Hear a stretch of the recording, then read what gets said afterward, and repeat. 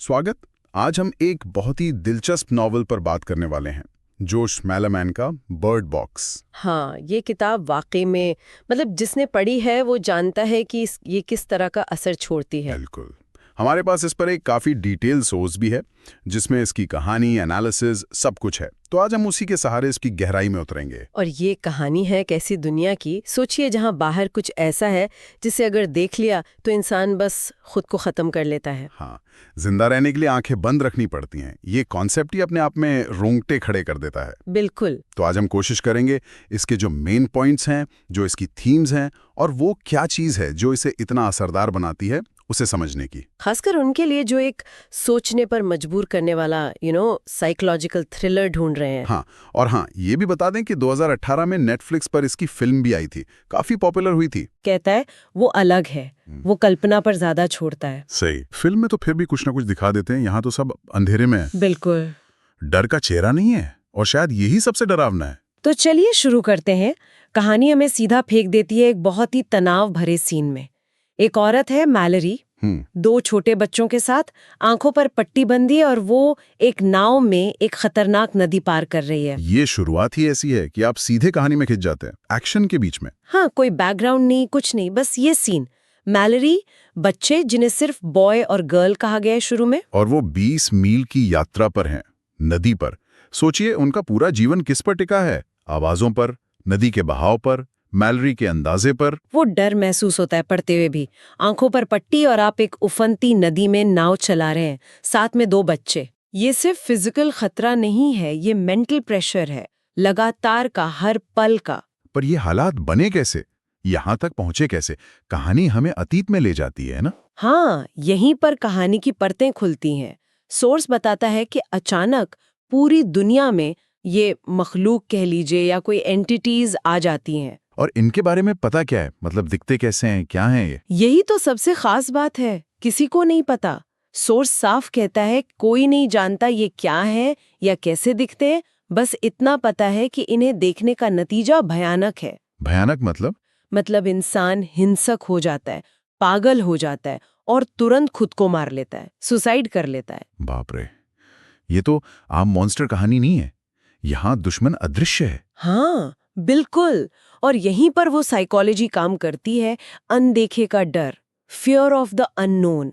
जब आप जानते ही नहीं कि दुश्मन कैसा है, तो आपका दिमाग खुद ही सबसे बुरे ख्याल बना लेता है। डर सिर्फ बाहर नहीं, आपके अंदर भी है। सही कहा। और मैलरी के लिए ये बहुत पर्सनल हो जाता है। कहानी बताती है कि उसकी अपनी बहन शैनन इसी का शिकार बनती है। और उस वक्त मैलरी खुद प्रेग्नेंट है। हाँ, तो ये सिर्फ दुनिया का अंत नहीं, ये उसके लिए एक बहुत बड़ा पर्सनल लॉस भी है, और ये उसकी जिंदा रहने की इच्छा को और मजबूत कर देता है। इसके बाद वो कहीं पनाह लेती है कुछ और लोगों के साथ। हाँ, वो कुछ और बचे हुए लोगों के साथ एक घर में शरण लेती है। हमारा सोर्स उनके नाम भी बताता है।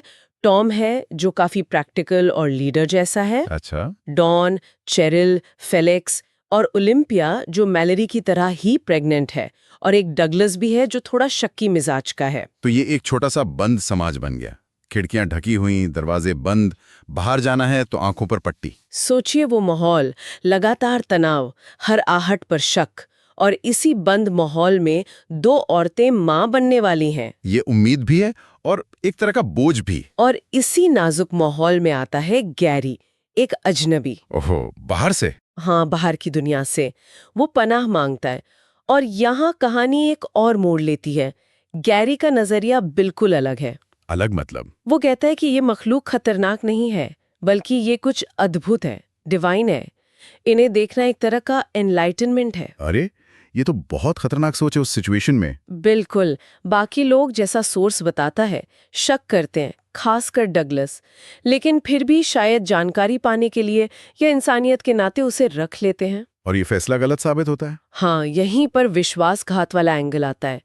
गैरी सिर्फ मानता नहीं, वो चुपके से अपने जर्नल में लिखता भी है कि इन्हें देखना चाहिए, और एक दिन मौका पाकर वो जानबूझकर खिड़कियां खोल देता है, दरवाजे खोल देता है। नहीं, मतलब जिस चीज से बचने के लिए सब कुछ किया, वो अंदर से ही? हाँ, अंदर का ही आदमी दुश्मन बन गया। और नतीजा क्या हुआ फिर? बहुत बुरा। घर के कई लोग मारे जाते हैं क्योंकि वो अनजाने में बाहर देख लेते हैं। और इसी अफरा तफरी में ओलंपिया अपनी बेटी को जन्म देती है और खुद मर जाती है। ओह, तो जन्म और मृत्यु एक साथ। हाँ, बहुत ही ट्रैजिक मोमेंट है वो। तो अब उस घर में कौन बचा? सिर्फ 4 लोग, मैलोरी, उसका बेटा जिसे बॉय कहा जा रहा है, ओलंपिया की बेटी गर्ल और टॉम। सिर्फ 4? हाँ, और अब मैलोरी और टॉम पर 2 नवजात बच्चों की जिम्मेदारी है। सोर्स ये भी बताता है कि इस मुश्किल वक्त में टॉम मैलोरी का बहुत बड़ा सहारा बनता है, उसे मजबूत बनाता है। और यहीं से वो मातृत्व वाली थीम और गहरी होती होगी ना, है ना? मैलोरी जो खुद माँ बनी है, अब ओलंपिया की बेटी की भी माँ है। हाँ, और ये नॉर्मल मदरहुड नहीं है। उसे बच्चों को ऐसी दुनिया के लिए तैयार करना है जहां देखना मना है। सोचिए, बच्चों को कैसे सिखाया होगा? कैसे? उन्हें पूरी तरह सुनने पर, महसूस करने पर डिपेंडेंट बनाया जाता है। आवाजों से खतरा पहचानना, आहट से दिशा समझना। उनका बचपन ही आंखों पर पट्टी बांधे बीतता है। ये ट्रेनिंग क्रूर लगती है, पर शायद जरूरी थी। बिल्कुल, सर्वाइवल के लिए। लेकिन कहानी में और भी दुख बाकी है। आगे चलकर एक एनकाउंटर में टॉम भी मारा जाता है। अरे यार, तो मैलोरी अब बिल्कुल अकेली रह जाती है उन 2 बच्चों के साथ। हाँ, बिल्कुल अकेली। और यहीं पर कहानी हमें वापस ले आती है उस नदी यात्रा पर, जहां से सब शुरू हुआ था। अच्छा, तो अब वो पूरा सीन समझ आता है। उसकी वो कठोरता, वो आंखों पर पट्टी, वो खतरनाक सफर, वो अकेली है। हाँ, अब वो नदी यात्रा सिर्फ एक फिजिकल जर्नी नहीं है, वो उसके अकेलेपन, उसकी हिम्मत और एक उम्मीद की तलाश का सिंबल है। और यात्रा के दौरान भी खतरा टला नहीं है, मखलूक पीछे हैं। हाँ, सोर्स बताता है कि वो लगातार महसूस होते हैं। नाव के आसपास कई बार बच्चे पट्टी हटाने की कोशिश करते हैं या पानी में गिर जाते हैं। हर पल डर बना रहता होगा। बिल्कुल, लेकिन सालों की ट्रेनिंग काम आती है। बच्चों की सुनने की शक्ति बहुत तेज हो चुकी है और आखिरकार वो अपनी मंजिल पर पहुंचते हैं। मंजिल क्या है? कोई सेफ जगह? हाँ, और ये बहुत सिंबॉलिक है। उनकी मंजिल है एक पुराना स्कूल फॉर द ब्लाइंड, अंधों का स्कूल। क्या बात है! मतलब जो सामान्य दुनिया में एक तरह की डिसेबिलिटी मानी जाती है, वो यहाँ सुरक्षा बन गई। एकदम सही, क्योंकि वहां रहने वाले लोग देख नहीं सकते, इसलिए वो मखलूक के असर से पूरी तरह इम्यून है।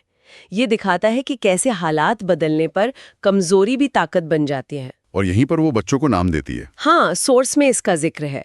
बॉय का नाम वो रखती है टॉम, अपने दोस्त की याद में, और गर्ल का नाम ओलंपिया, उसकी माँ की याद में। ये नाम देना सिर्फ पहचान देना नहीं, ये एक तरह से नए जीवन की शुरुआत है। तो अंत में एक उम्मीद है, तब खत्म नहीं हुआ है। हाँ, अंत काफी होपफुल है। दुनिया बदल गई है, खतरा है, पर इंसानों ने जीने का, अडेप्ट करने का तरीका ढूंढ लिया है, कम से कम इस छोटी सी कम्युनिटी ने। चलिए अब जरा इसके एनालिसिस पर बात करते हैं। सोर्स क्या कहता है? कौन सी थीम्स सबसे स्ट्रांग है? कई खींजे, सबसे बड़ा तो वही अनदेखे का डर। लेखक का मखलूक को न दिखाना एक मास्टर स्ट्रोक माना गया है। हाँ, वो तो है। फिर मातृत्व, लेकिन ये वो टिपिकल ममता वाला नहीं, ये सर्वाइवल इंस्टिंक्ट से जुड़ा मातृत्व है। मैलोरी का ट्रांसफॉर्मेशन कमाल का है। और वो गैरी वाला इंसिडेंट, विश्वास और विश्वासघात, ट्रस्ट कितना नाजुक हो सकता है ऐसी दुनिया में। बिल्कुल। फिर आइसोलेशन है, बाहरी दुनिया से भी और अपनी देखने की शक्ति से भी, और इन सब के बीच उम्मीद और निराशा की लड़ाई। मैलोरी की यात्रा इसी की कहानी है। सोर्सेस की ताकतें क्या बताता है? मतलब क्या चीजें इसे खास बनाती हैं? पहली चीज तो है पेस। कहानी बहुत तेजी से आगे बढ़ती है, बोर नहीं होने देती। दूसरा, वो टेंशन और सस्पेंस का माहौल। हाँ, वो तो पूरी किताब में बना रहता है। तीसरा, ये फिजिकल हॉरर से ज्यादा साइकोलॉजिकल है, आपके दिमाग से खेलता है। और चौथा, मैलोरी और बच्चों का रिश्ता, वो इमोशनल कोर है कहानी का। कोई कमजोरी भी बताई है सोर्स ने? कुछ ऐसा जो शायद सबको पसंद ना आए? हाँ, 1-2 बातें हैं, जैसे कुछ रीडर्स को ये निराशा हो सकती है कि मखलूक क्या है, ये कभी पता नहीं चलता, वो रहस्य बना रहता है। अच्छा, जिन्हें हर सवाल का जवाब चाहिए, उन्हें शायद ये अधूरा लगे। हाँ, और दूसरी बात, वो जो कहानी बार बार प्रेजेंट और पास्ट में जाती है, वो टेंशन तो बढ़ाती है, पर शायद कुछ लोगों को शुरू में फॉलो करने में थोड़ी दिक्कत हो। लेकिन ओवरऑल इसे काफी अच्छा माना गया है। हाँ, बिल्कुल। सोर्स इसे 4.55 रेटिंग देता है और इसे मॉडर्न हॉरर का एक अहम नॉवल मानता है। ये दिखाता है कि हॉरर सिर्फ भूत प्रेत या खून खराबी से नहीं आता, माहौल से, अनिश्चितता से, साइकोलॉजी से भी आता है। एग्जैक्टली। तो अगर हम इसे समेटें तो बर्ड बॉक्स एक ऐसा नॉवल है जो आपको डराएगा, सोचने पर मजबूर करेगा। ये सिर्फ मॉन्स्टर्स की कहानी नहीं, ये इंसान के हौसले की कहानी है। हाँ, अनदेखे दुश्मन के सामने मातृत्व की कहानी है, भरोसे की कहानी है। ये डर को महसूस कराता है, दिखाता नहीं। और आपकी कल्पना को काम पर लगा देता है। और यहीं पर वो आखिरी सवाल आता है जो सोर्स भी उठाता है। लेखक ने जानबूझकर इन मखलूक को इतना अस्पष्ट क्यों छोड़ा? ये अस्पष्टता डर के बारे में क्या कहती है? क्या सबसे बड़ा डर वही है जिससे हम समझ नहीं सकते, जिसका कोई चेहरा नहीं? क्या हम उस अनजाने पर अपने ही डर प्रोजेक्ट कर देते हैं? शायद। ये सवाल किताब खत्म होने के बाद भी दिमाग में घूमता रहता है कि असली राक्षस कौन है, वो जो बाहर है या वो जो हमारे अंदर है। सोचने वाली बात है।